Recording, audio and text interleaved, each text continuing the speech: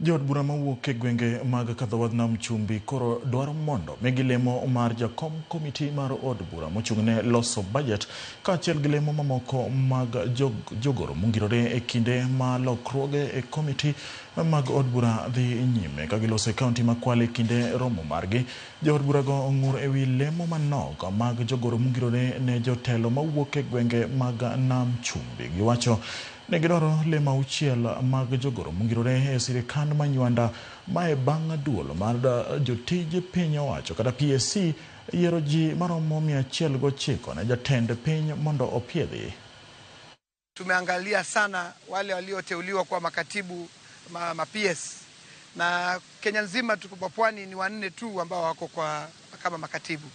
Tumesema kama vuguvugu kama viongozi wa Pwani wanapofanya mabadiliko hayo, Rais William Ruto na baba, tunasema kwamba Pwani inastahili kwa uchache sana makatibu 6. Tukipewa chini ya 6 basi itakuwa si sawa, itakuwa bado kuna ile hali ya kwamba Pwani inazidi kubakishwa nyuma. Tuache masuala ya ukabila. Ni vyema kwa sababu tuko katika serikali ya broad based, sisi kama wapwani kupewa nafasi ya mwenyekiti wa budget katika bunge la kitaifa.